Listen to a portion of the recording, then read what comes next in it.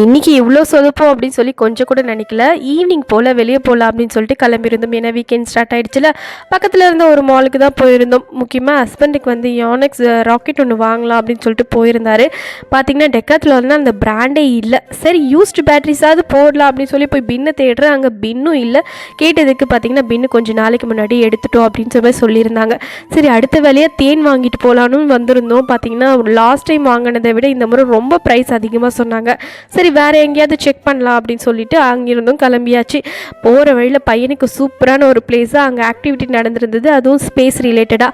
சரின்னு வந்ததுக்கு அந்த வேலையாவது ஒன்று பண்ணுவோன்னு சொல்லிட்டு ஒரு ½ hour அவனை கொஞ்ச நேரம் விளையாட வச்சுட்டு பசிக்குதுன்னு சொன்னான். சரின்னு போயிட்டு மெக்டியில் வந்து கொஞ்சம் நக்கட்ஸ் அதுக்கப்புறம் பர்கர்லாம் வாங்கி அவனுக்கு கொடுத்துட்டு நெக்ஸ்ட்டு பார்த்திங்கன்னா நேராக கேரிஃபோருக்கு போயாச்சு. கொஞ்சம் திங்ஸ் வாங்க வேண்டிய வேலை இருந்தது. இப்போல்லாம் கேரிஃபோர் கூப்பிட்டு போயிட்டு பையனையே இந்த டேகிங் பண்ணுறது பில்லிங் பண்ணுறதெல்லாம் சொல்லி கொடுத்துட்ருக்கோம்.